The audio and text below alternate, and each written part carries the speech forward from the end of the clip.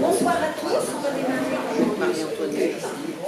Merci à monsieur André Cluffat qui va nous faire cette présentation sur la lutte contre le moustique chic, c'est moi qui prendrai la relève, mais la grosse bébête qui nous ennuie dans nos jardins, c'est plutôt le frelon asiatique et le frelon européen aussi. Donc il va nous donner pas mal d'astuces et comment lutter contre son invasion. Voilà. Merci beaucoup. Et à la fin, je vous ferai un petit topo sur le moustique. C'est ce qui rappelle la fonte. Moustique tigre. Et le premier chapitre, c'est le frelon asiatique. Donc bonsoir à tous. Donc voilà, je suis André Cluffat, moi je suis un habitant de Dardilly. Je suis, comme je pense pas mal d'entre vous, si ce n'est pas la majorité, je suis retraité. Je suis quelqu'un qui a travaillé pendant longtemps dans l'industrie, mais qui a toujours eu une vie parallèle. Je suis quelqu'un de plutôt passionné par l'apiculture. Et forcément, étant en contact avec l'apiculture, je me suis retrouvé en 2018, comme pas mal de communes sur la région, impacté par la prédation des frelons asiatiques sur mes ruches. Mais j'ai toujours considéré que la prédation des frelons sur les ruches, c'est mon problème, c'est mes ruches, et c'est à moi de gérer mes ruches pour arriver à les sauvegarder. Mais ceci dit, j'ai été aussi impacté un peu plus tard, donc les années qui viennent de passer, là, 2025-2024, par le fait que j'ai vu atterrir des hélicoptères dans un certain nombre de communes, venir chercher des gens en urgence absolue parce qu'ils avaient été piqués par des frelons asiatiques. Et pour moi, ça a été un déclencheur de dire, je ne peux pas rester, moi, conscient de la situation dans laquelle la population va petit à petit se retrouver, sans rien dire et sans mobiliser ma commune dans un premier temps. Donc j'ai passé du temps à essayer de convaincre la mairie de Dardilly de prendre en charge le sujet. J'y suis arrivé et c'est la première commune qui s'est lancée, en tout cas à mon initiative, pour faire du piégeage de printemps systématisé sur des frelons asiatiques, c'est-à-dire piège de printemps, c'est-à-dire on essaye d'attraper des reines qui sont les fondatrices des nids qui vont embêter tout le monde sur la deuxième partie d'année. Et donc ça, c'était mon premier élément. Et à partir du moment où j'ai réussi à embarquer Dardilly, dans le même temps, je suis quelqu'un qui est adhérent au GDS. GDS, c'est Groupement de Défense Sanitaire, donc à la Chambre d'Agriculture. Et il se trouve que les organisations de défense sanitaire, avec une focalisation sur l'apiculture, il y a 3 organisations sur le Rhône, c'est le GDS, le GDSA et le Gazard. C'est 3 organisations concurrentes, mais qui ont fait front commun pour mettre en place et pour développer un protocole de piégeage de printemps sur les frelons asiatiques, de manière à ne pas être en concurrence sur le sujet, mais à être coordonné pour une opération efficace de piégeage. Donc petit à petit, l'ensemble des communes du département, mais aussi l'ensemble des communes de la région et l'ensemble des communes de la France, et vous devez entendre quelque part tous les jours à la télévision aujourd'hui le fait que le gouvernement a publié une loi, le fait que le gouvernement commence à mobiliser des fonds pour avoir un plan de lutte efficace contre cette bestiole invasive, pour arriver donc à limiter son impact. Voilà, et donc par le biais du GDSA ou des GDS, des groupements de défense sanitaire, l'ensemble des communes petit à petit se mobilisent et l'ensemble des communes distribuent des pièges à leur population, en tout cas la population qui est volontaire pour contribuer au piégeage, de manière à avoir une action efficace sur le développement des nids, c'est-à-dire sur la réduction du développement des nids. Donc le principe, c'est on piège au printemps, j'insiste beaucoup, vous allez voir dans les slides suivantes, il y a 2 mois au printemps où il est important de réaliser du piégeage parce que c'est le moment où les fondatrices de nids réémergent de leur hibernation de l'automne précédent, vont fonder ce qu'on appelle des petits nids primaires qui vont être la prémisse des gros nids qui font jusqu'à 1 mètre de diamètre qu'on trouve sur la deuxième partie d'année. Voilà. Et donc c'est que grâce, en tout cas de mon point de vue, c'est que grâce à un principe où on a un sujet qui est porté par une commune, l'issue en l'occurrence ici, qui invite les citoyens à participer au piégeage. Grâce à ça, on va être capable de positionner un nombre de pièges important sur le territoire de la commune. En gros, il faut être capable, pour avoir une opération efficace, de positionner au moins 10 pièges au kilomètre carré sur la commune, de manière à laisser le moins d'espace possible au frelon pour circuler et pour développer son nid. D'accord? Donc c'est que grâce au support de la mairie, grâce à votre mobilisation, grâce à votre volonté de participer au piégeage, qu'on va réussir à faire ce maillage territorial et réussir à être efficace. Je dis tout de suite que dans les communes qui ont réussi à faire ça l'année dernière était la première année de piégeage de manière un peu intensive, les communes qui ont réussi à mettre en place ce système de piégeage à peu près 10 pièges au kilomètre carré, on s'est aperçu qu'elles avaient pu, dès la première année l'année dernière, faire baisser le nombre de nids par rapport à 2024 de l'ordre de 20 à 30% suivant les communes. Ce qui est une première information. Je ne peux pas signer en bas de la page que ça sera toutes les années de cette manière-là, mais qui est une première information qui montre que si on a un piégeage intensif, on arrive à limiter l'impact du nombre de nids qui réussissent à se développer. Voilà. Et alors, votre commune n'est pas encore engagée dans le système de piégeage, votre commune prévoit de s'engager donc l'année prochaine, donc prévoit de distribuer des pièges à partir du printemps 2027. Donc il y aura à nouveau une réunion d'information qui visera à vous mobiliser, etc. Mais la commune a aussi souhaité cette année faire cette réunion pour déjà vous sensibiliser à la démarche, vous sensibiliser à ce qu'est un frelon asiatique par rapport à un frelon européen, parce que peut-être que chacun d'entre vous n'êtes pas complètement clair sur c'est quoi un asiatique, c'est quoi un européen. Vous sensibilisez aussi sur un certain nombre de risques que vous pouvez encourir s'il y a des nids de frelons asiatiques, et puis vous sensibilisez sur la démarche globale de ce qu'il faut faire pour limiter donc l'impact des nids qui peuvent se développer, avec piégeage de printemps, déclaration des nids quand on en trouve à partir du mois de juin en gros, et puis destruction des nids. L'opération de piégeage ou l'opération de lutte contre ce prédateur, il se fait bien dans ces 3 phases. Je piège au printemps, donc je tue tout ce que j'attrape dans mes pièges au printemps, je tue des nids potentiels. C'est clairement à chaque fois qu'il y a un frelon qui rentre dans votre piège, potentiellement, pour faire simple, c'est pas tout à fait exact, mais pour faire simple, c'est un frelon chopé entre le mois de mars et le mois de mai, c'est un nid en moins. C'est pas tout à fait exact, mais c'est ce qu'il faut retenir comme démarche. Ensuite, il y aura peut-être certainement quelques nids qui vont réussir à se développer. Donc l'enjeu, c'est de réussir à les détecter, où est-ce qu'ils sont physiquement, les déclarer dans un site particulier, de manière à ce qu'ils soient détruits, on espère par la collectivité, sans que ça coûte de l'argent donc à vous en tant que particulier, parce qu'il y a un budget qui est mis à disposition, mais c'est un budget limité, donc pendant un certain temps, vous n'avez pas à payer la destruction, parce que c'est la collectivité, c'est la communauté de communes qui paye. Mais à partir du moment où le budget est épuisé, du coup ça retombe sur nous, donc les mairies ou le particulier suivant où se trouve le nid. Donc la détection du nid, mais surtout, moi je voudrais tuer tout de suite une idée fausse qui est souvent répandue, que je l'entends régulièrement. Bon, c'est pas la peine de détruire un nid, on est au 15 novembre, il va crever et puis il va disparaître. Ça c'est archi faux, c'est une grossière erreur. Il faut détruire les nids jusqu'au moment où les premières gelées sont arrivées. Pourquoi? Parce que dans les nids, tant que les premières gelées sont arrivées, tant que le nid n'est pas mort, il y a des reines qui sont dans un nid, et ces reines, si on les laisse s'hiberner, c'est elles qui vont refonder l'année suivante. Et un nid qui n'a pas été détruit avant l'arrivée des grands froids va être un nid qui va générer l'année suivante entre 5 et 10 nids supplémentaires. Ça veut dire qu'il y a une fulgurance de développement qui est énorme, et c'est pour ça qu'on ne peut pas rester dans une situation où on ne fait rien contre le frelon asiatique, parce que le frelon asiatique, il est malheureusement, c'est une bestiole qui a été importée en 2004 en France, et qui a envahi ensuite toute la France, puis maintenant toute l'Europe.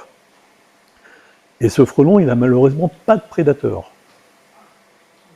Et c'est pour ça que c'est une race qui est devenue une race invasive, et qu'il y a des plans de lutte qui se mettent contre, parce que comme il est ajouté par-dessus la biodiversité locale, qu'il n'y a pas de prédateurs, eh ben, il se développe à une vitesse fulgurante. Donc il faut vraiment qu'on agisse collectivement, de manière cohérente, tous ensemble, pour avoir un plan de lutte qui est efficace.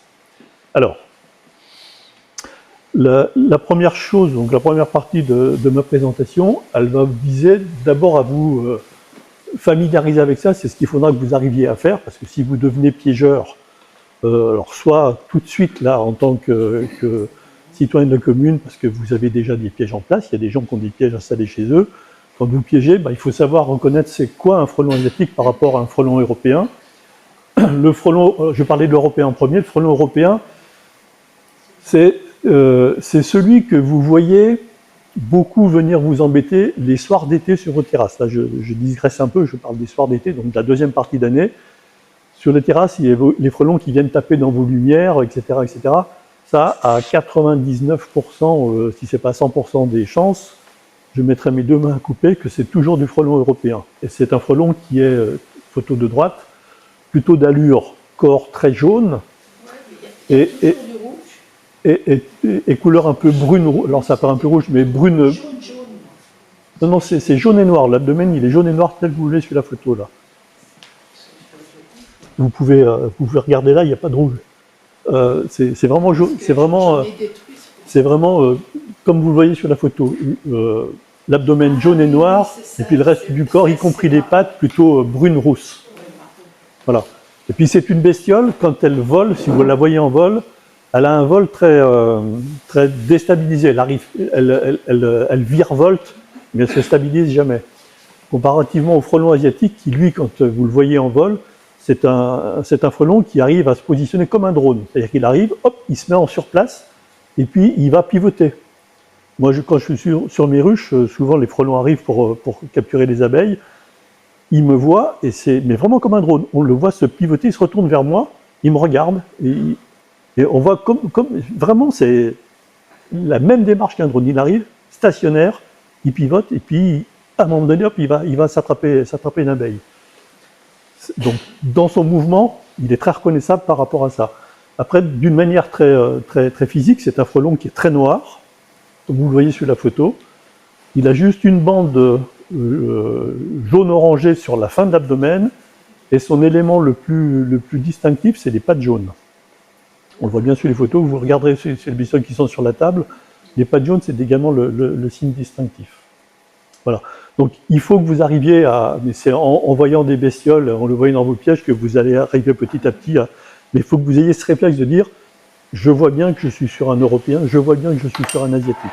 Ça, c'est quelque chose avec lequel il faut arriver à vous familiariser. Après, je vais vous proposer donc une stack. Si on regarde les nids de frelons, un nid de frelon asiatique, un nid de frelon, donc du coup, un nid bien développé. Hein. Un nid de frelon asiatique, c'est quelque chose que vous allez trouver en pleine nature, c'est-à-dire à plein vent, sous la pluie, enfin, oui, à plein vent, quelque part. Il va prendre le soleil, le vent, la pluie, etc. Il est perché soit dans les arbres. Quand il est arrivé en France, il était à des hauteurs de 20-40 mètres dans les arbres.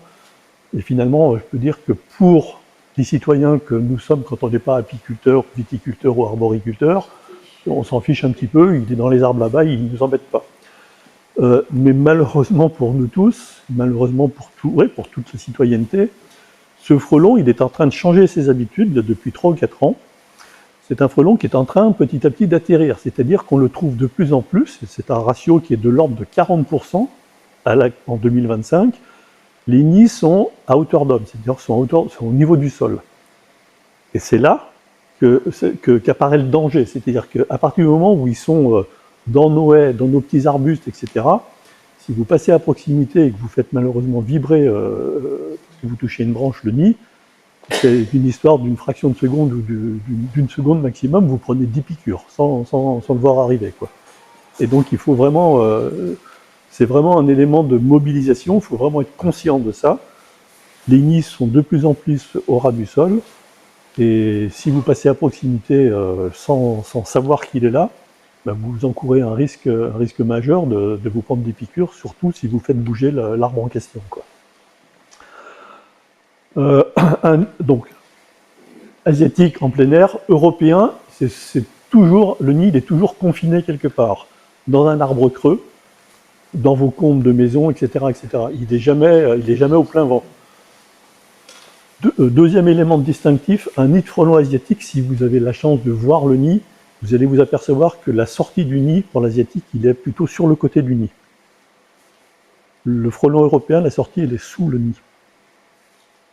C'est des éléments distinctifs pour reconnaître les nids. Voilà, c'est ces éléments-là qu'il faut avoir de manière un peu simpliste en mémoire. Et j'ai noté un chiffre en rouge ici.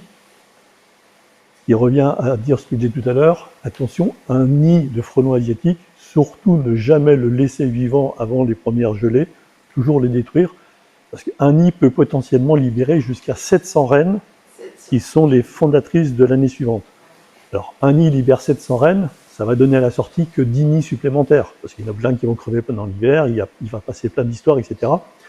Mais il n'empêche que il faut vraiment tuer cette notion de dire on s'en fout, on ne va pas le déclarer, on va pas le détruire parce qu'il va crever pendant l'hiver.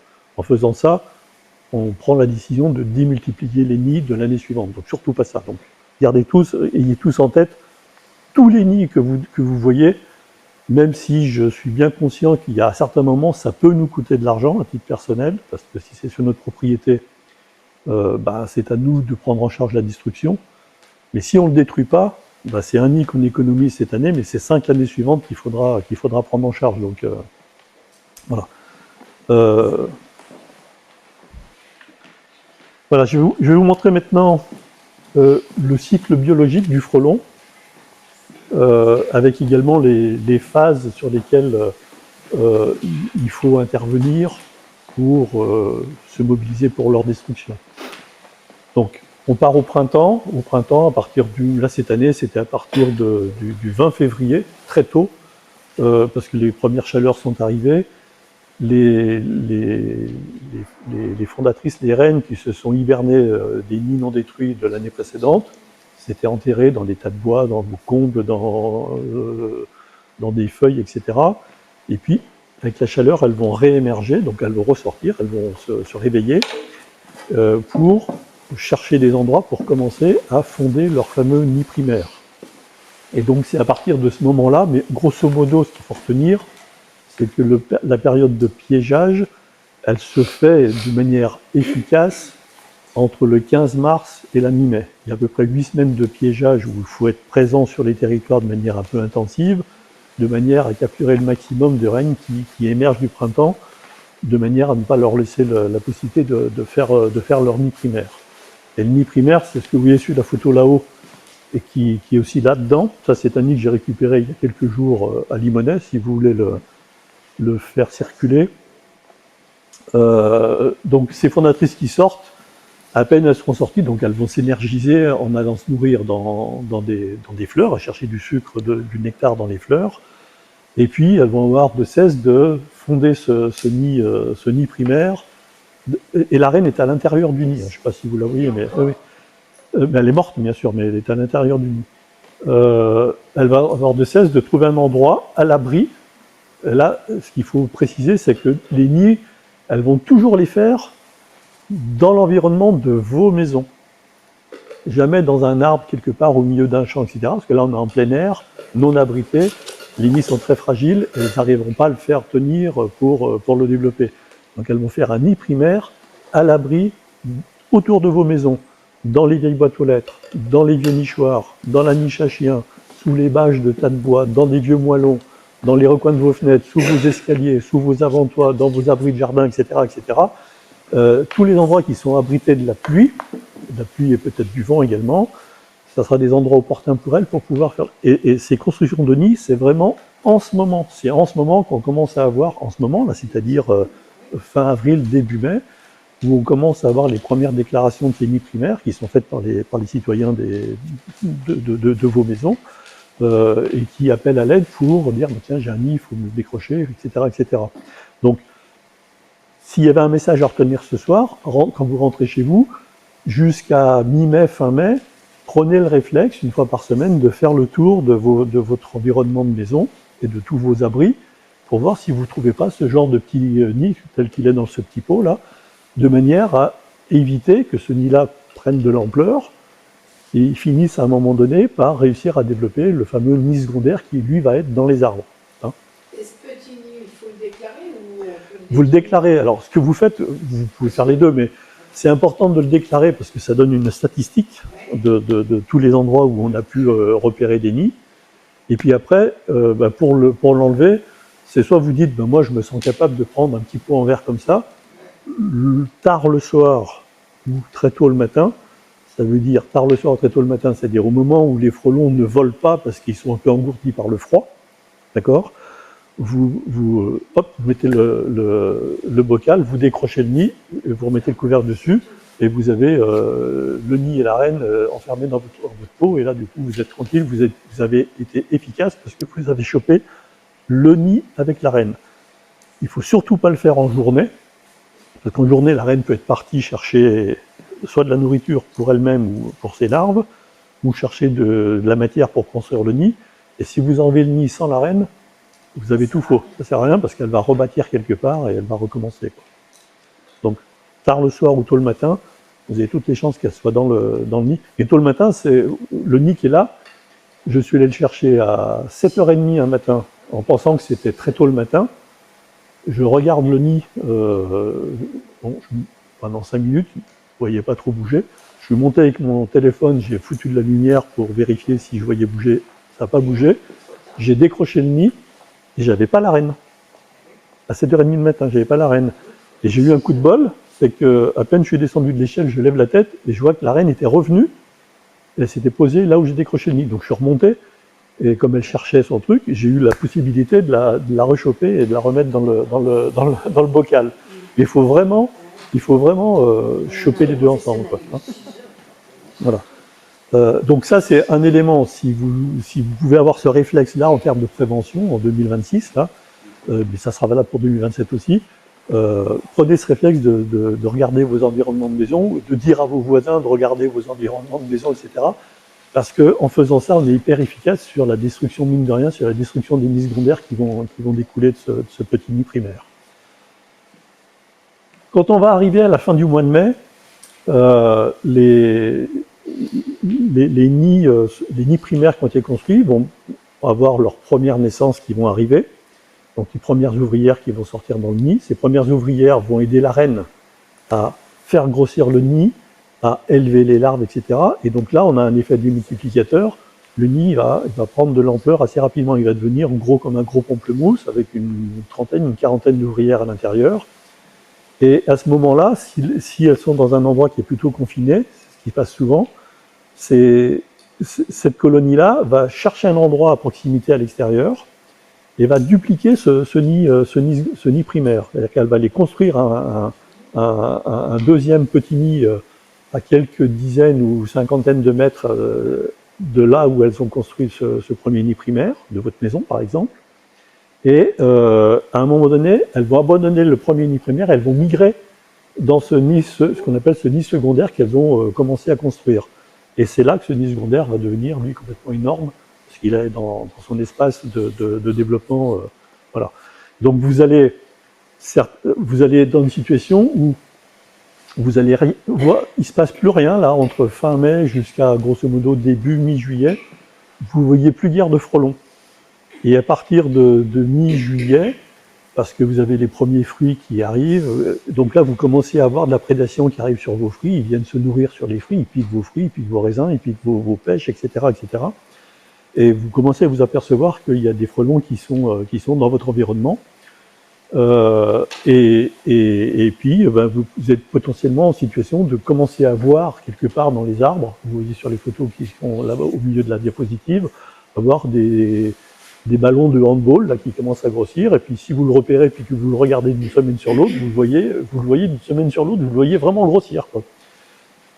Et il va atteindre son apogée à fin septembre, début octobre, où il va être souvent des nids qui font 70, 80, voire 1 mètre de diamètre, et puis qui comprennent entre 2 et 4 000 frelons.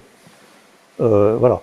Et quand on va être à partir du mois de septembre, ces nids-là vont produire dans leur génération de larves, vont produire des mâles et des femelles qui sont les prémices des reines qui vont être les reines qui vont quitter le nid donc à l'arrivée des grands froids et qui vont aller s'hiverner ou s'hiberner pour passer l'hiver et refonder l'année suivante.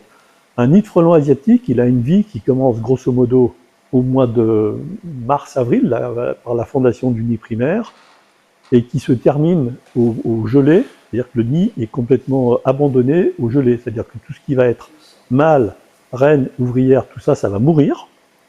Et il y a simplement les reines qui vont, elles, quitter le nid, qui vont aller s'hiverner pour préparer l'émergence de l'année suivante.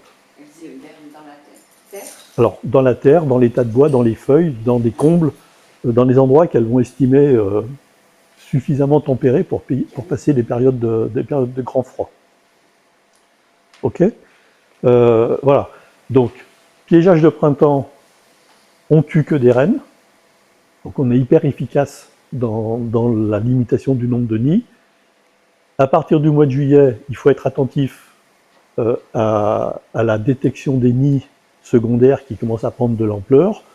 Il faut être attentif de ça jusqu'à la tombée des feuilles, là où on voit plus facilement les nids dans les arbres.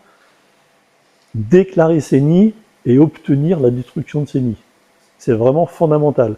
Si on piège au printemps et qu'on détruit tous les nids qu'on réussit à détecter, qui ne veut pas dire 100% des nids développés, il y a des nids qu'on ne trouvera pas, s'ils sont cachés dans des haies, à ras le sol, etc., des haies qui ne perdent pas leurs feuilles, etc., etc., il y aura toujours une partie de nids qu'on ne trouvera pas, qu'on n'arrivera pas à détecter. Et si on arrive à tuer les reines au printemps quand elles émergent, et tuer les reines à l'automne avant qu'elles hivernent, on aura forcément un impact important sur la capacité du frelon à continuer à se développer et à faire un nombre de nids de plus en plus important sur le territoire de vos communes. Si vous arrivez à retenir ça, vous avez compris le principe de lutte qu'on doit mettre en place pour être efficace contre cette bestiole. Les nids abandonnés, tu vois là-haut. Alors les nids abandonnés, quand ils sont abandonnés, Ça sert à rien si on. ils sont jamais réutilisés. Si c'est ça le sens de votre question, le nid, quand il est... On peut le détruire sans Oui, risque. oui. Si vous voyez un nid au mois de janvier ou au mois de février, il n'y a personne dedans. Je ne peux pas mettre mes deux mains coupées, du coup. Il y a peut-être encore une ou deux reines qui ont décidé de s'hiverner dans le nid, et de toute façon, elles sont hivernées, elles sont comme mortes. Donc vous avez pas de risque de vous faire piquer à ce moment-là par rapport à un nid comme ça. Mais le nid, il est définitivement abandonné et il n'est jamais repris par les reines. Les reines, elles vont toujours commencer par la fondation d'un tout petit nid. Pourquoi? Parce que il faut qu'elles soient capables de le construire, de le chauffer pour pouvoir faire nourrir et faire se développer les premières larves dans le nid. Donc elles font toujours un tout petit nid, même plus petit que celui que j'ai fait circuler là, au départ, de manière à pouvoir lancer l'émergence des premières ouvrières. Voilà. Donc ça, c'était la première partie de ma présentation. Votre familiarisation à ce qu'est un frelon, comment on le reconnaît, quel est son cycle de vie, et quels sont les grands principes de piégeage. Piégeage de printemps, déclaration des nids qu'on voit, destruction des nids. Maintenant, je vais vous parler de quelques éléments qui sont les enjeux qui sont portés par le développement de ces nids de frelons asiatiques. Le premier, que j'ai déjà expliqué tout à l'heure, c'est votre propre sécurité.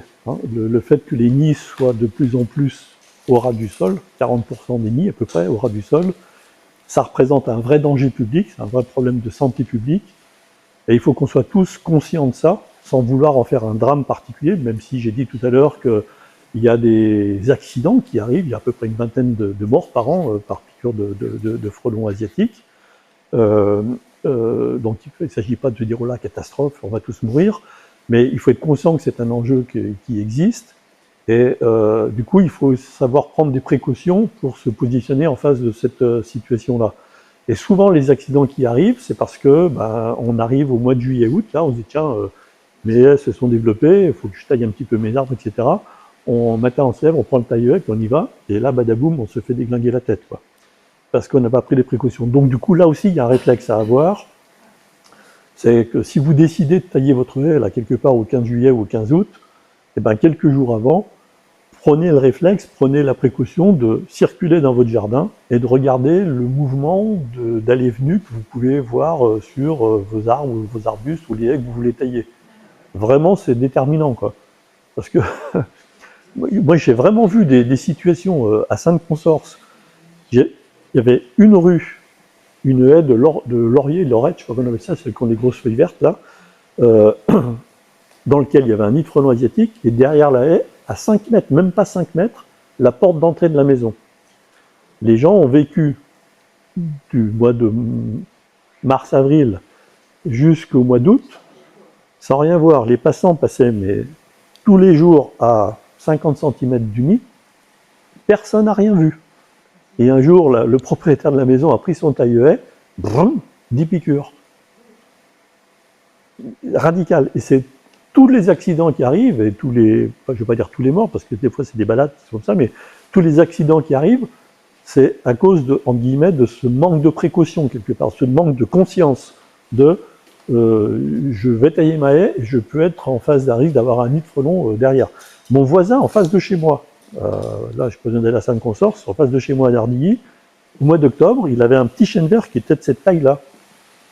Et il a pris son taille-haie, il a commencé à couper les branches qui dépassaient un petit peu, et à l'intérieur, il y avait un nid de 40 cm, frelon asiatique. Hop, il a coupé une brindille, 10 piqûres. Mais vraiment de manière fulgurante, quoi. Et c'est pas besoin d'avoir des haies énormes, voilà. Ils peuvent être logés n'importe où. Donc il faut avoir cette conscience de dire, avant d'aller tailler mes arbres et tout, je circule, je regarde pendant 2-3 jours si je vois pas des allées-venues bizarres qui sortent et qui rentrent. Voilà, ça il faut l'avoir en tête, c'est vraiment une sage précaution, quoi. Donc si vous gagnez ça encore ce soir, si vous arrivez à garder ça en mémoire ce soir, vous avez gagné quelque chose, quoi.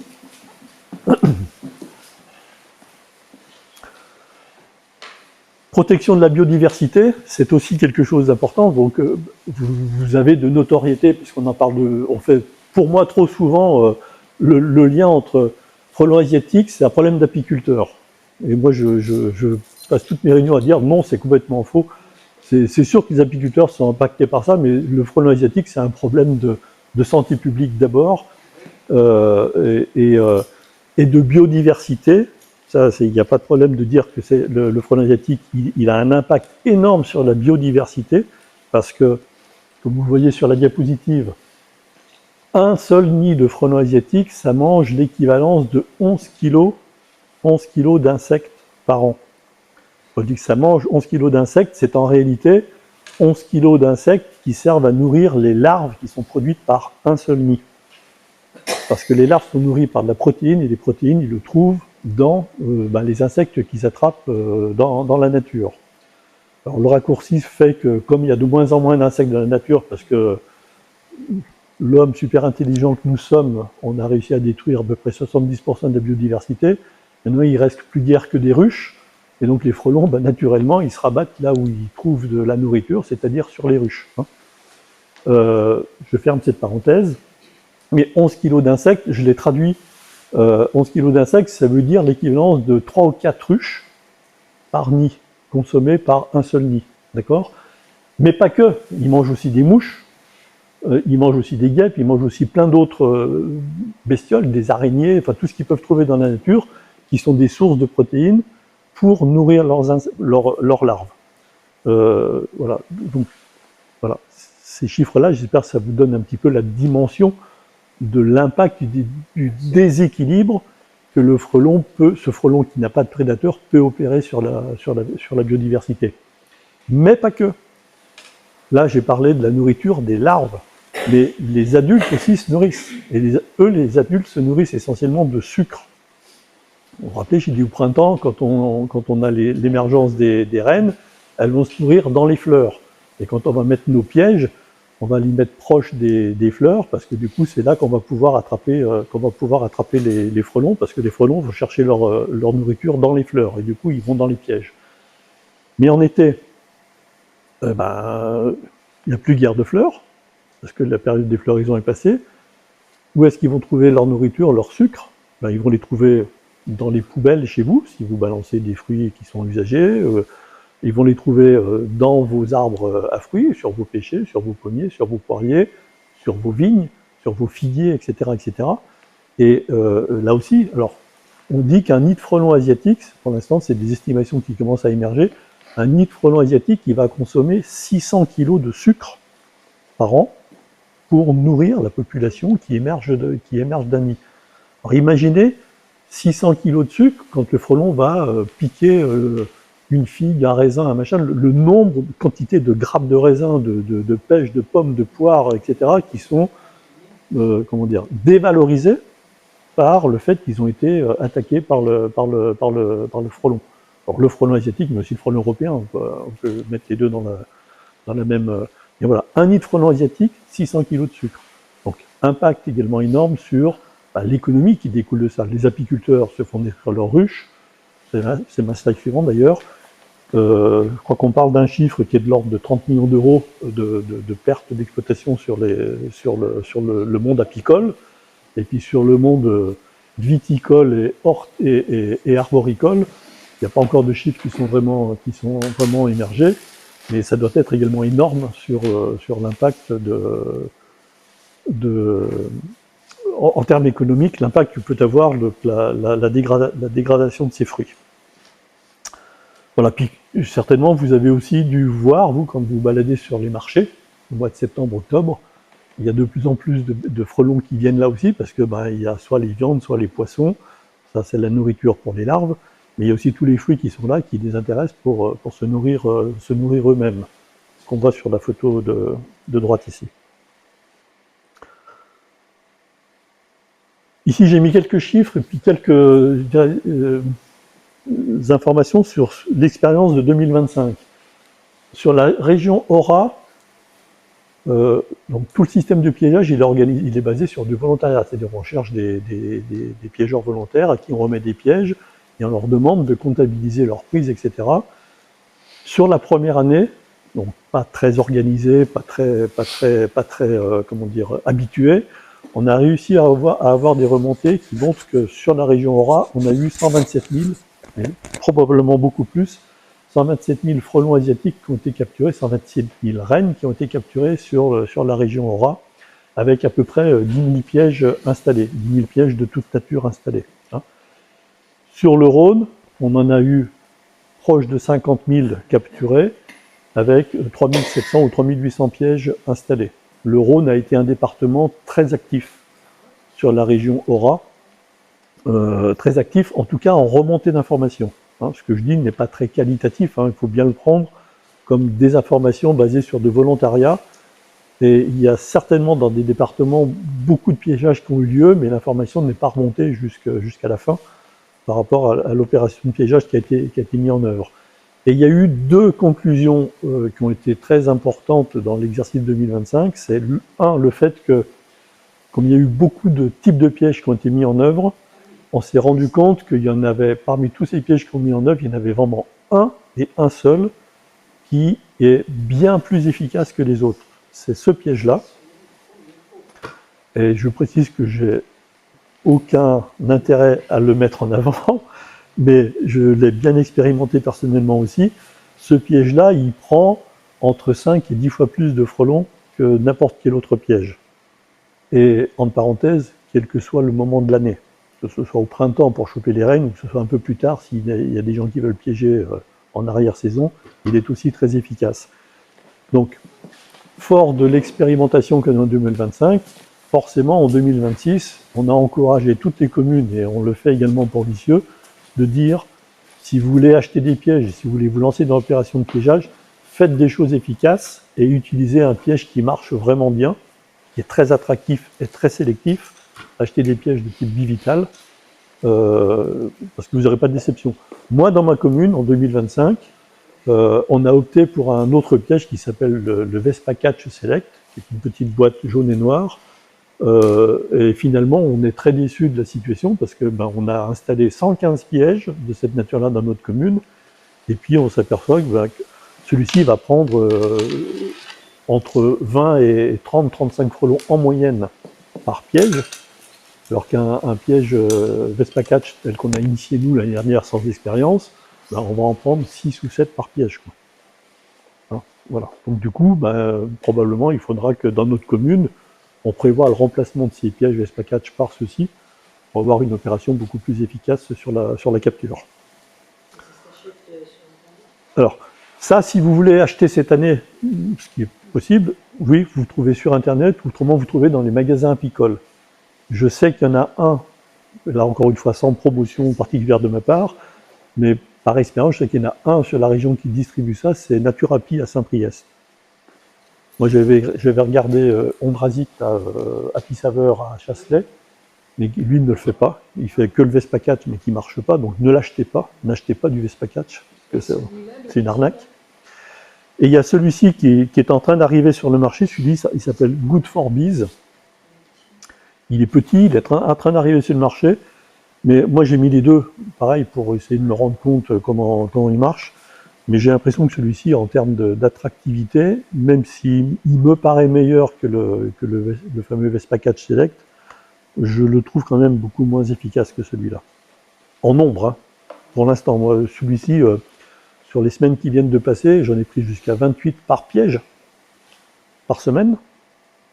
Par piège par semaine. Sur celui-ci, quand j'ai atteint 4, j'ai touché le bout du monde, quoi. Quel est le principe de fonctionnement du piège? Eh ben, on pourra le reprendre en démonstration plus tard, mais en gros, vous avez... Vous allez mettre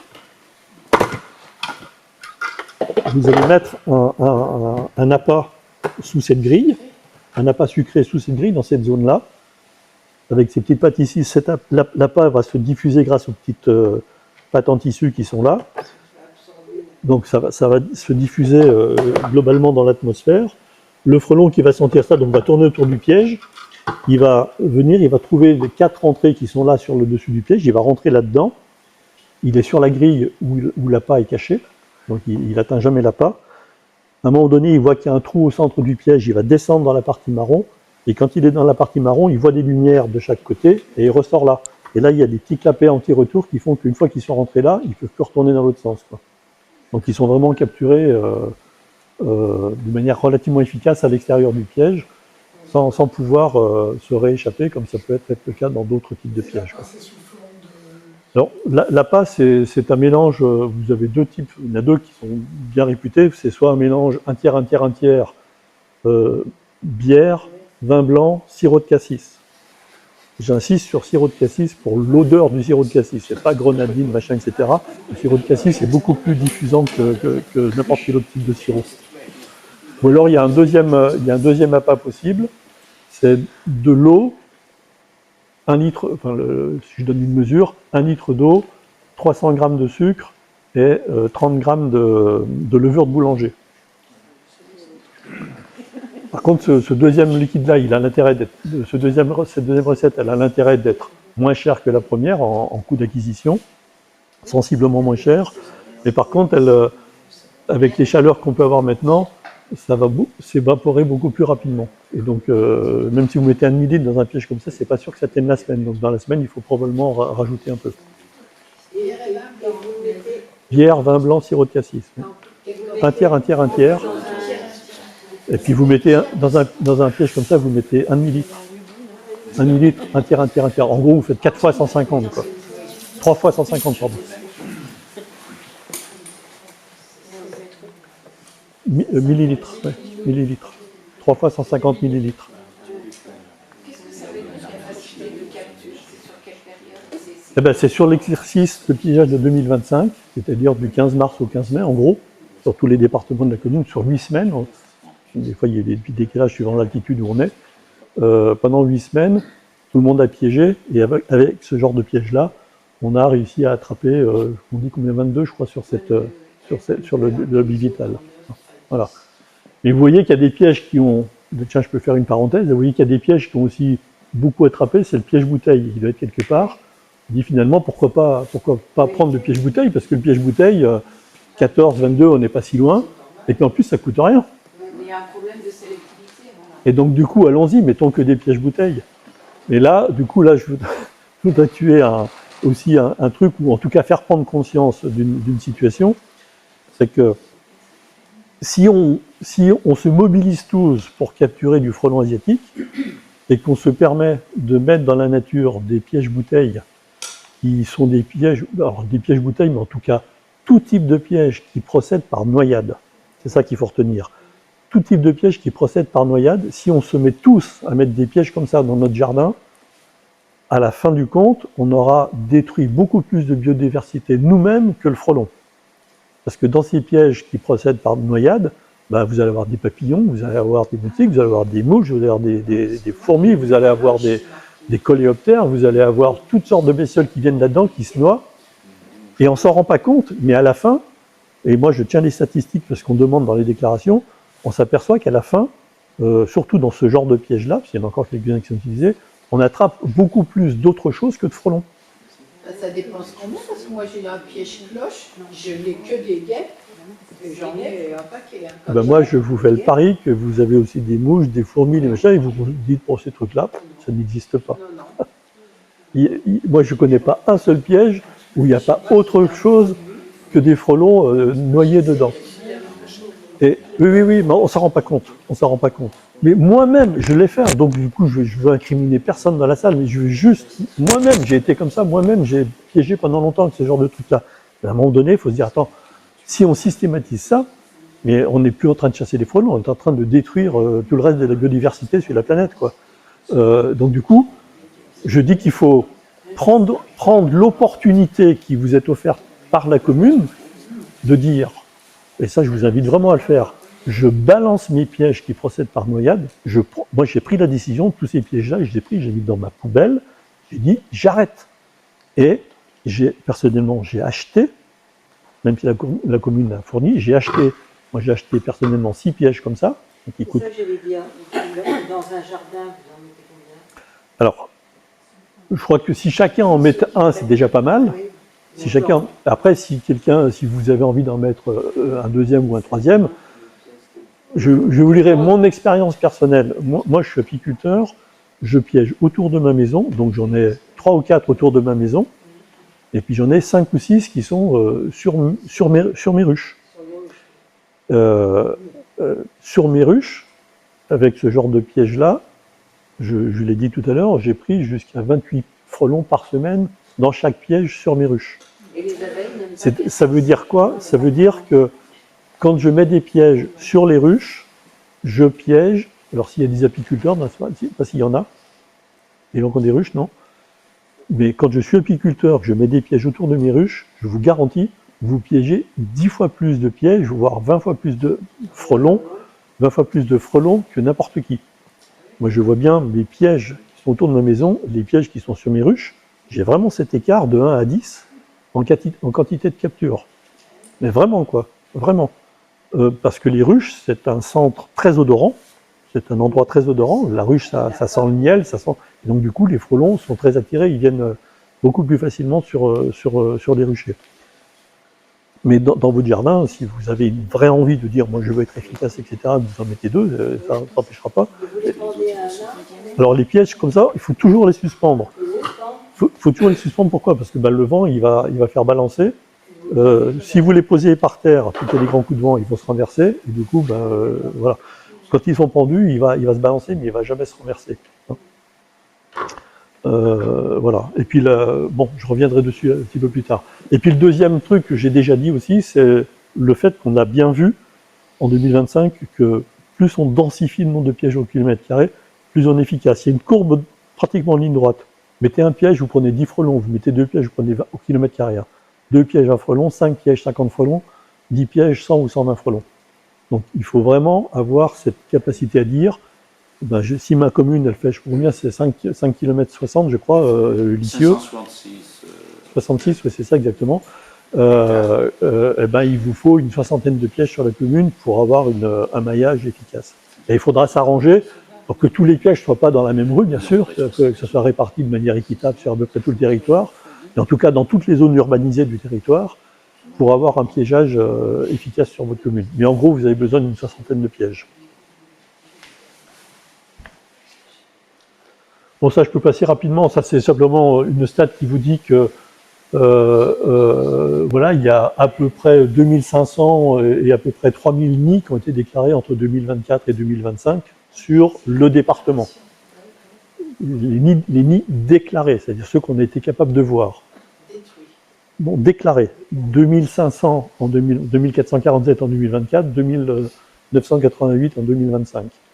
Et sur cette quantité-là, il y en a eu 1571 qui ont été détruits.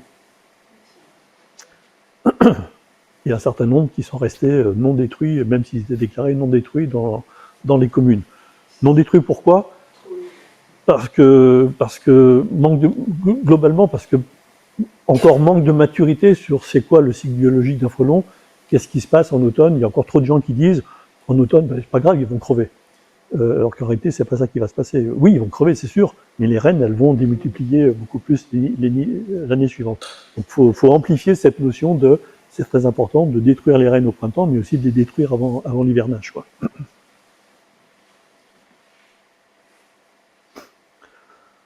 Sur Lisieux, vous avez eu en 2024 déclaré, en tout cas, hein, ça ne veut pas dire que c'est le chiffre exact, hein, déclaré, vous avez eu 4 nids en 2024, 1 détruit, 3 non détruits.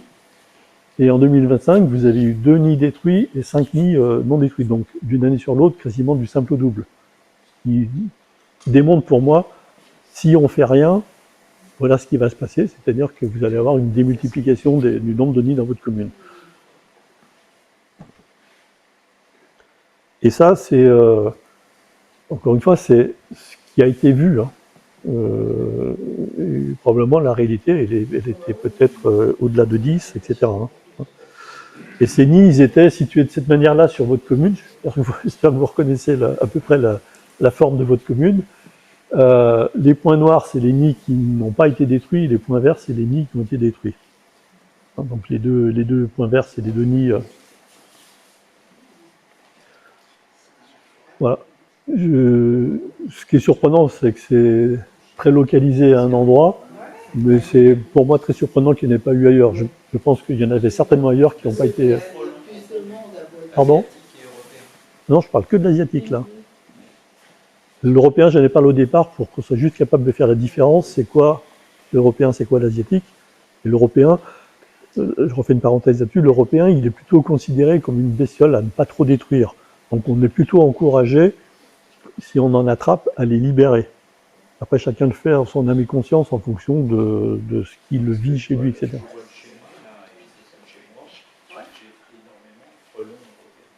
Oui, c'est possible.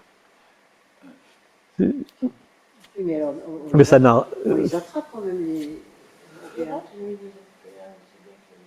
Alors les Européens, dans ce genre de piège-là, ils rentrent, et on aura une capacité, d'ailleurs, à la fin de la réunion, vous viendrez voir, mais on aura une capacité, d'ailleurs, je peux le faire circuler si vous voulez, on a une capacité à réduire les trous d'entrée. Vous verrez là, sur ce piège-là, vous avez 3 trous qui sont de la taille normale où tout le monde peut rentrer, et un troisième trou où j'ai mis un cône réducteur qui, normalement, ne laisse rentrer que les Européens, que les Asiatiques, pardon. Ouais. Donc vous le voyez. Mais donc les pièges qui seront livrés, ils seront comme ça, c'est-à-dire qu'ils seront livrés avec les gros trous d'entrée naturellement. Et puis comme on sait que les sorties de rennes entre les frelons européens et les frelons asiatiques sont un peu décalées dans le temps. Donc on va être dans une situation où pendant les 2 ou 3 premières semaines de piégeage du 15 mars à début avril, on ne mettra pas les cônes réducteurs sur le piège pour laisser une entrée très facile à toutes les premières reines strictement asiatiques qui vont sortir. Et à partir du moment où on a les premiers Européens qui rentrent, on aura la possibilité de mettre les petits cônes réducteurs de manière à ce qu'il n'y ait plus que des Asiatiques qui rentrent et que les Européens ne puissent pas trop rentrer dans le piège.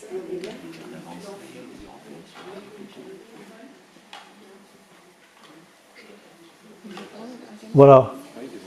Donc ça, je crois que j'ai déjà dit. Votre surface de commune, 5 km 66, ça veut dire un besoin en piège d'une 60aine de pièges. J'ai déjà dit aussi qu'il fallait lutter et éviter de mettre tout ce genre de pièges. Là, il y a des photos, c'est intéressant. Tout ce genre de pièges, là, ornetin, Vespa catch, piège bouteille, les grilles néopie, la config sur des bidons dans lequel on met un autre liquide et tout le monde rentre là-dedans et tout le monde se noie. Tout ça, il faut être capable de se dire, allez, j'ai une attitude éco-responsable, je mets une croix dessus. Voilà. Alors là, vous faites un produit vendu avec. Alors moi, c'est pareil, l'outil, j'ai une petite parenthèse, parce que là, cette année, j'ai vu plein de gens qui... Parce que Bivital ou d'autres sociétés vont vendre leurs pièges avec le produit associé tout prêt. C'est bon pour leur business. Ça, il n'y a pas de problème. Par contre, quand vous mettez ça dans vos pièges, vous n'attrapez rien. Moi, j'ai attrapé pour moi que des guêpes. Voilà. Mais vous n'attrapez pas les frelons. Et donc, du coup, restez sur l'approche que je vous ai donnée tout à l'heure, c'est-à-dire vous faites votre recette soit avec de l'eau sucrée, soit avec bière, vin blanc, sirop de cassis. Ça marche très bien. Ça marche très bien. Et ça vous coûte pas plus cher ou moins cher que d'aller acheter le produit tout fait dans le marché, qui lui est très bon pour le vendeur, mais pas tellement bon pour les frelons, quoi. Hein, voilà. Donc, voilà. Si vous pouviez avoir cet acte de contrition qui vise à dire, ok, je suis éco-responsable, et grâce à la commune, je change mes pièges vers des choses qui sont sélectives, et je supprime tout ce qui procède par noyade, vous faites une belle action. Pour la biodiversité. Je peux peut-être rebondir avant de continuer. Donc, ce qu'on envisage de faire, c'est de passer une commande globale au début de l'automne. On aura encore du stock. On va essayer de faire entre 30 et 60 pièges. Et on aimerait vous mettre à contribution via une sorte de parrainage avec une convention qui vous permet de vous engager au suivi, au comptage, à la déclaration, etc. Et on vous fournirait le piège. Et une fois que vous en avez marre de jouer le jeu, vous nous ramènerez le piège en mairie, évidemment, et on pourra le faire passer à quelqu'un d'autre. Et voilà, c'est un partenariat qu'on souhaite mettre en place. On fait une information. On va faire une information. Déjà, là, d'ici le prochain MAG qui va sortir au mois de juillet, il y aura un petit peu un résumé de ce que M. Buffa nous aura présenté. Et puis, à l'automne, là, pour l'instant, on va diffuser l'information à plusieurs reprises. On fera revenir M. Buffa peut-être le 22 février, juste avant, quand on aura réceptionné les commandes. Et soit vous récupérerez vos pièges pour ceux qui veulent s'engager à ce moment-là, soit vous viendrez après en mairie récupérer pour ceux qui ne pourront pas revenir à la réunion. Voilà. Très bien. Alors, le principe qui vient d'être présenté là, c'est un principe qu'on a mis en place dans pratiquement beaucoup de communes. En tout cas, toutes les communes où moi je suis intervenu, on a proposé ce principe-là de dire on met en prêt les pièges auprès des piégeurs volontaires, tant qu'ils sont volontaires, 1 an, 2 ans, 3 ans, 5 ans, 10 ans, je ne sais pas. Et tant que vous êtes volontaire, vous gardez votre piège.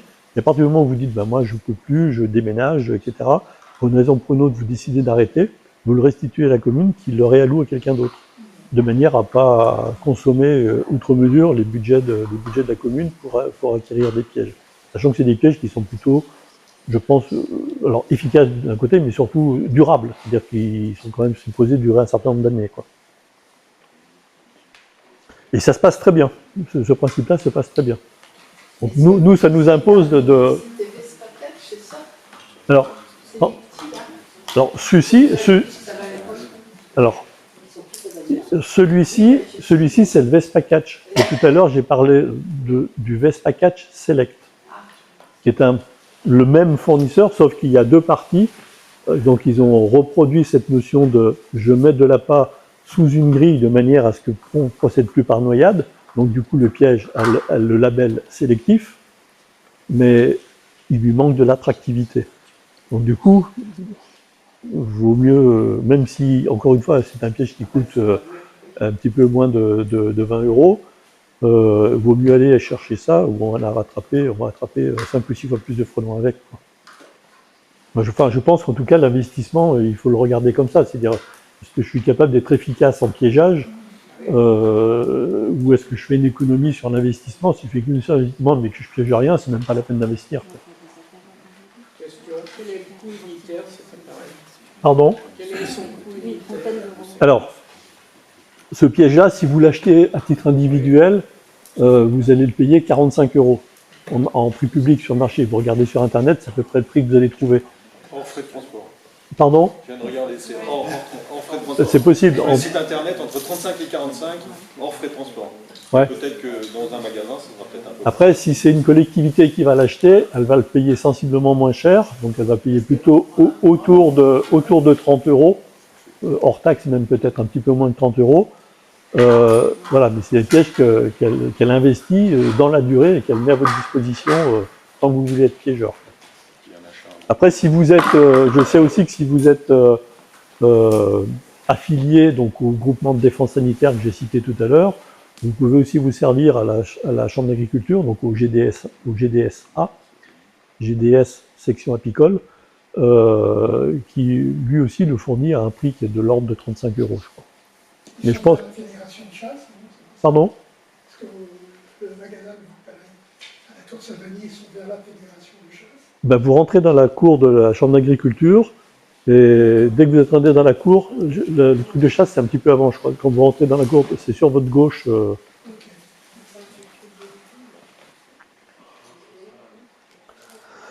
Voilà, j'ai dit aussi tout à l'heure, ce qui est important, c'est de déclarer les nids. Donc là, il y a une adresse à retenir. C'est pour déclarer les nids, vous vous connectez au site frelonasiatique.fr. Frelon avec un S, asiatique avec un S.fr. Et là, vous avez tout un site, je signale mon nid. Vous cliquez sur je signale, vous décrivez votre adresse, vous décrivez le lieu exact où se trouve le nid, donc une adresse postale où se trouve le nid, vous mettez quelques photos du nid, une ou deux photos du nid. Si vous ne mettez pas de photos, vous ne pouvez jamais enregistrer votre truc. Donc il faut vraiment la photo, parce que la photo permet à ceux qui reçoivent la déclaration de valider que c'est bien un nid de frelon asiatique, d'accord, pour pouvoir procéder à la destruction.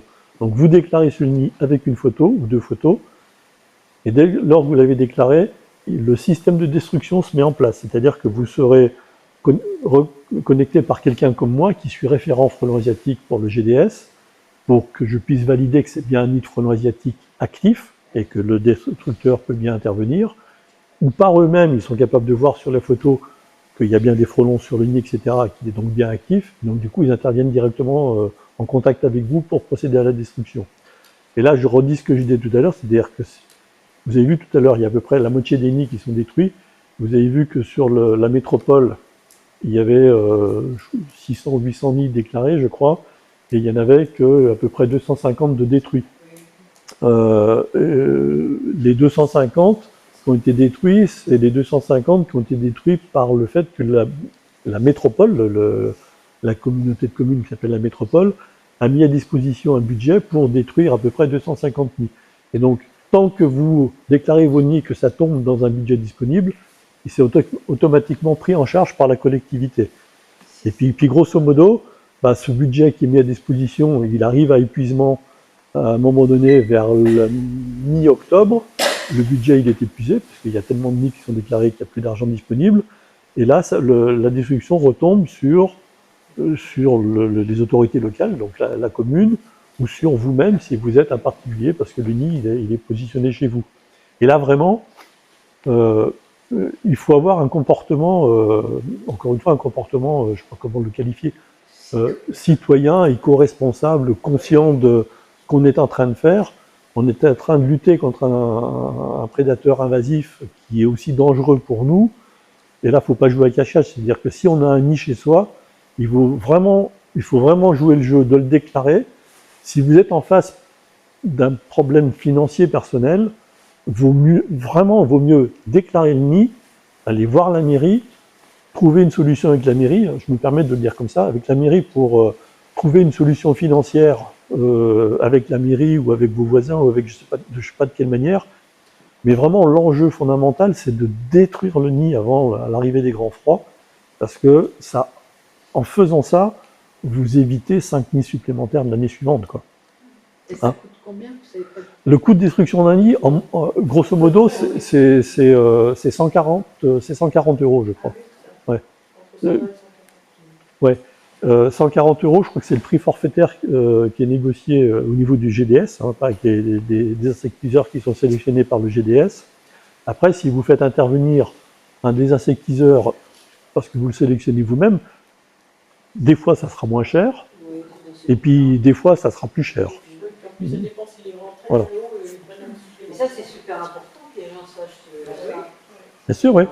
Bien sûr. Parce que c'est vrai que des fois, au lieu d'embêter tout le temps la mairie, déjà de faire ça, de signaler. Ah bah, ça c'est fondamental. Et même la mairie, il faut vraiment que tout le monde prenne l'habitude de déclarer dans un seul site. Ça, c'est super important que les gens Parce que si chacun déclare chez un des insectiseurs, dans un autre site, X ou Y, dans un autre, à la fin, bon, bah, on a une photo partielle de ce qui se passe sur le territoire, mais on ne sait pas vraiment ce qui s'est opéré. Même si c'est à l'extérieur, on peut le faire, Bien sûr, par exemple. bien sûr.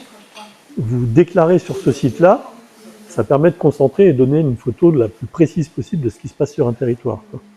Mais le site va faire, si c'est dans la nature, le site va faire intervenir quelqu'un éventuellement pour le Oui, détruire. oui, oui, Ah, oui, d'accord. oui, oui. Ouais, c'est ça, c'est pour ça.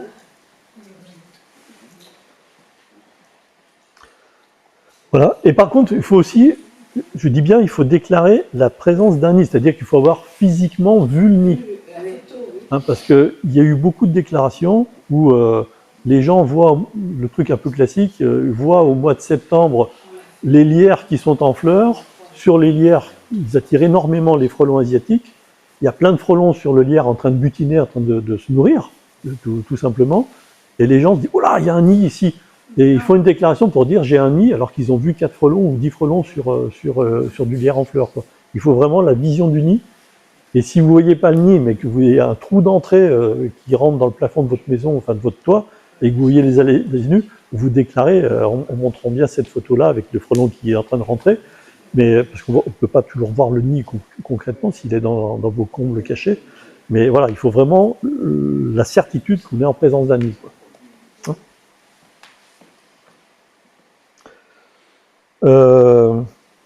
Donc je dis installer des réflexes citoyens, donc afficher une position claire de la mairie.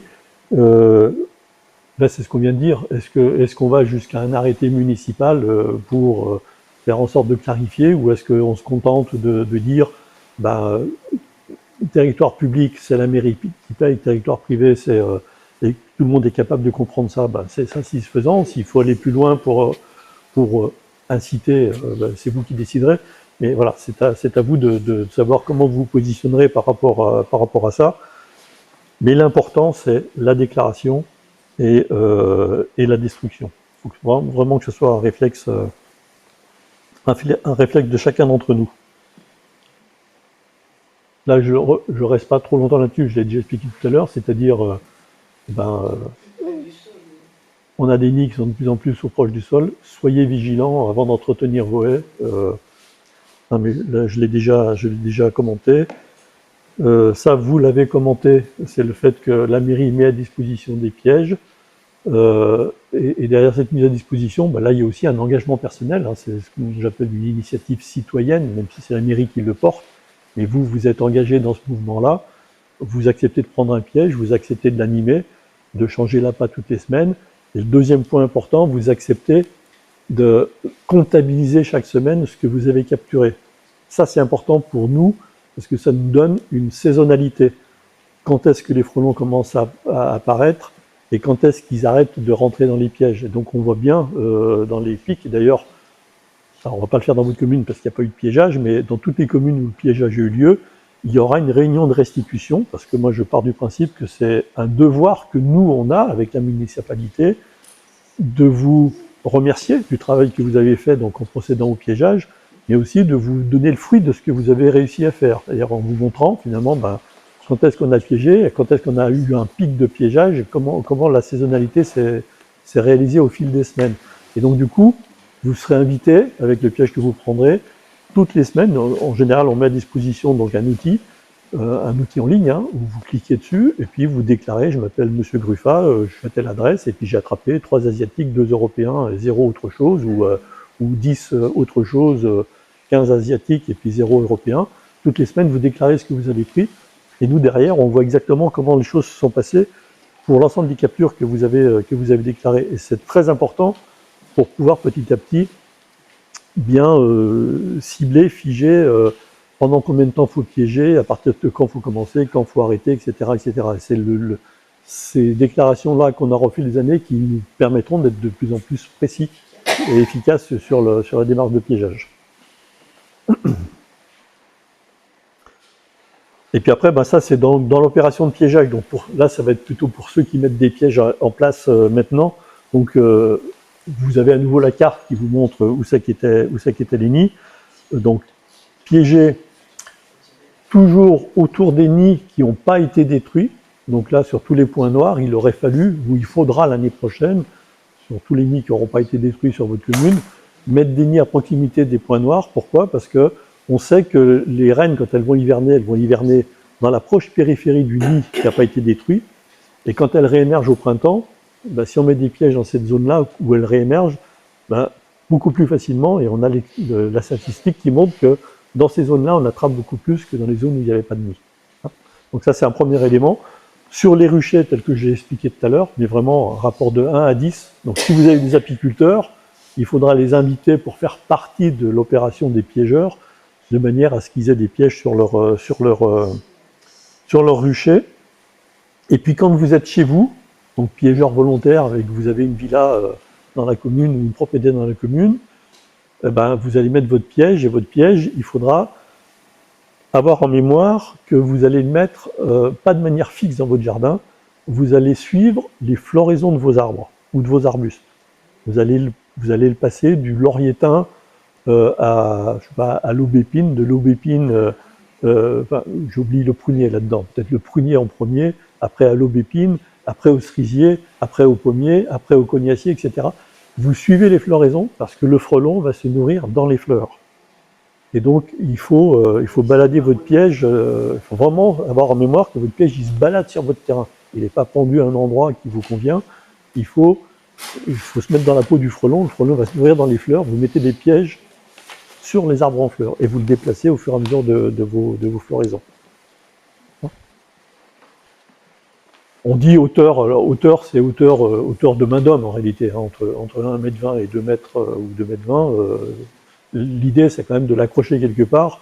Vous n'avez pas besoin d'accessoires pour le mettre en œuvre, sans se mettre en situation de sécurité dangereuse, quoi, pour le mettre en œuvre. Donc, vous mettez les pieds par terre, vous le mettez là où vous pouvez l'accrocher. Mais toujours dans les arbres en fleurs. Deuxième élément, quand vous commencez à piger au 15 mars, bah, au 15 mars, il fait froid. Donc mettez le piège plutôt dans les côtés sud de vos arbres pour qu'ils prennent le soleil, puisque le frelon, il est comme nous, il n'aime pas le froid, il va aller se nourrir au soleil s'il peut se nourrir au soleil, il ne va pas se nourrir à l'ombre, il caille. Et puis quand on arrive au 5-10 avril, comme c'était le cas ces derniers jours, là, bah, les températures elles commencent à monter à 25 voire plus, bah là le piège, il faut plutôt le mettre en zone ombragée, parce que sinon il y a un système d'évaporation qui est trop rapide, et le piège se vide à une vitesse grand V, et votre piège est plus efficace au bout de 3 ou 4 jours.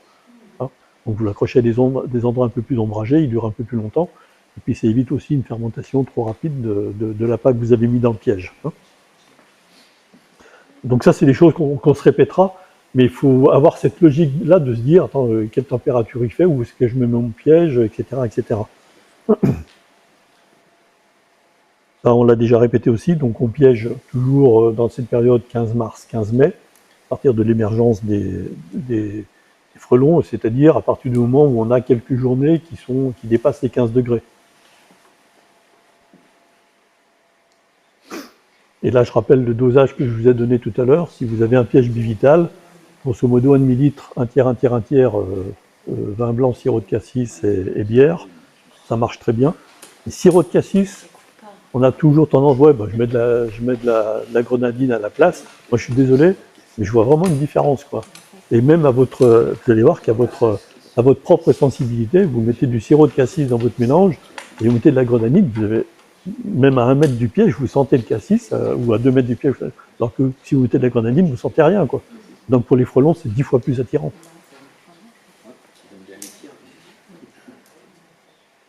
Et l'autre élément aussi, c'est que vous allez vous rendre compte que dès que vous avez un frelon qui est rentré dans le piège, c'est un super appât. Le frelon dans le piège, il libère des phéromones, et les phéromones attirent les congénères. Et ça, c'est incroyable. Vous avez un frelon qui rentre, la journée qui suit, vous avez 10 ou 15 frelons dans le piège, quoi.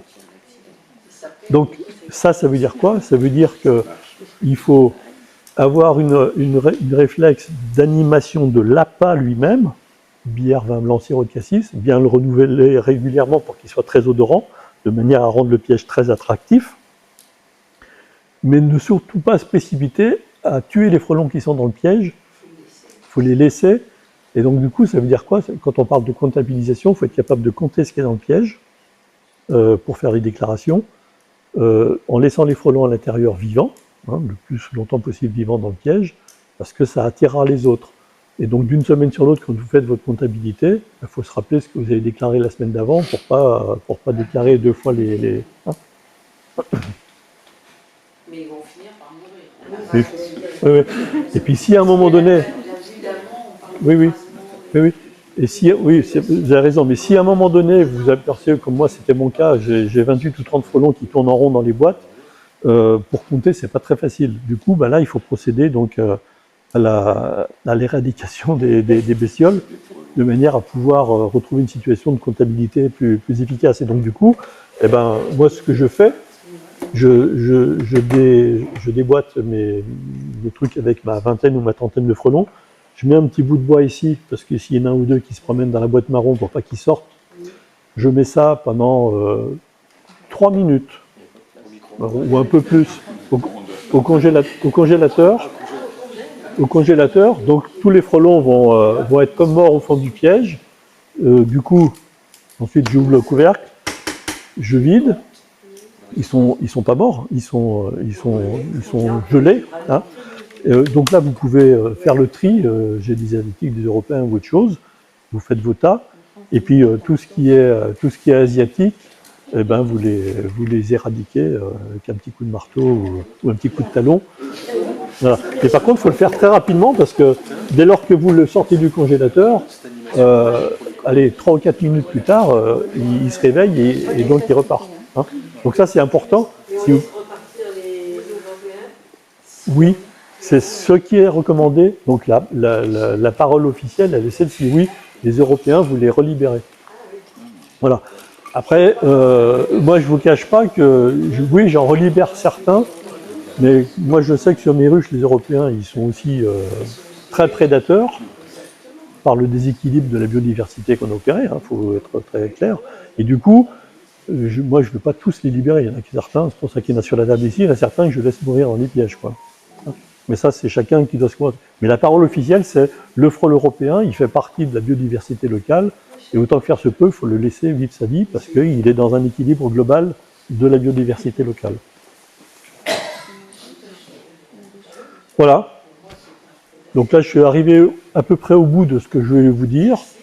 J'ai mis le frelon à l'envers, parce qu'une fois qu'on a fait le piégeage comme ça, le frelon, il est mort. Voilà, donc maintenant, si vous avez des questions, bah, je peux répondre à vos questions. S'il y a des choses que je n'ai pas dites, que vous souhaiteriez approfondir. Est-ce qu'un particulier peut tuer un nid? Alors, je peux répondre oui, mais je vous conseille surtout pas de le faire, quoi. Moi, personnellement, je me suis retrouvé en face de nid. Bah, je vous garantis, même si j'y suis un peu habitué de côtoyer ce genre de bestiole, j'ai peur, moi, en face d'un nid. Et j'ai jamais pris l'initiative. Je l'ai fait qu'une fois chez mon voisin là, qui s'est fait piquer, parce que j'ai voulu l'aider. Mais j'avais vraiment peur quand je l'ai fait, quoi. Je l'ai détruit avec une bombe, parce qu'il n'était pas très gros. Mais franchement, j'étais pas à l'aise, quoi. J'étais vraiment pas à l'aise. Et donc, du coup, vraiment, ne vous risquez pas, à titre perso, à détruire un nid tout seul, quoi. Parce que regardez les vidéos que vous voyez sur des YouTube et autres, il y en a plein de vidéos, mais les attaques, elles sont incroyables, quoi. La fulgurance des attaques et la violence des attaques contre les habits les scaphandres que les mecs mettent pour détruire des nids. Si vous y allez avec pas un t-shirt, mais une vareuse pour les abeilles, ou même une protection plus une vareuse, vous n'êtes pas du tout à l'abri de vous faire piquer. Et puis le frelon, il balance du venin aussi, donc attention aux yeux. Il faut faire gaffe à ça aussi. Si vous prenez du venin dans les yeux, vous n'êtes pas sorti d'affaire, quoi. Donc ne vous risquez pas d'être ni vous-même, faites appel à quelqu'un, quoi. Franchement. Hein. Merci Monsieur Gruffat. Alors je profite de cette petite intervention pour vous parler d'une autre petite bébête qui va pas tarder à venir embêter nos journées et nos soirées. Le moustique tigre, qui a envahi l'ensemble de l'Hexagone depuis une bonne dizaine d'années maintenant. Et il y a des solutions assez simples à mettre en œuvre pour éviter d'être dérangé jour et nuit. Déjà, évidemment, pas de moustique tigre s'il n'y a pas d'eau stagnante. Donc, limitez les abreuvoirs, videz vos soucoupes si vous en avez mis sous vos plantes, etc. Vous pouvez éventuellement les remplir de sable parce que là, le moustique ne viendra pas pondre à l'intérieur. Il y a aussi des choses qu'il faudrait essayer de faire, c'est vérifier vos gouttières parce qu'avec l'accumulation des fois de feuilles, etc., ça peut faire des poches d'eau. Et il suffit de la valeur d'un bouchon de bouteille pour que la ponte puisse arriver à la maturation d'un moustique tigre. On nous conseille aussi d'installer des couvercles hermétiques sur les réserves d'eau, d'éviter tout ce qui est les pneus, saumes, bâches mal tendues qu'on peut mettre des fois au fond du jardin pensant ne pas déranger. Mais là, c'est impardonnable. Je vais essayer de vous retrouver ma petite page. Un moustique est efficace sur moins de 150 mètres de là où il va émerger. Donc, au niveau de votre propriété, vous faites le rayon et en principe, vous voyez la superficie que vous pouvez couvrir. Donc, faites bien passer ces informations à vos voisins.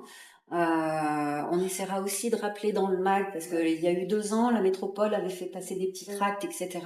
Mais c'est récurrent, donc maintenant il faut vraiment apprendre le geste. C'est pas les gestes qui sauvent, mais si ça sauve nos soirées et nos nuits, on va dire. Évitez, c'est peut-être plus pour nous mesdames, de porter du parfum. C'est les odeurs sucrées, etc. Les attirent. Par contre, c'est pas la peine d'investir dans les lampes UV, les bracelets anti-moustiques et les appareils à ultrasons, parce que là, vous allez plus détruire la biodiversité que le moustique lui-même. Voilà, mais c'est surtout les eaux stagnantes et toute l'accumulation de petites poches d'eau qu'on peut avoir dans le jardin. Voilà. Merci à vous d'être venus.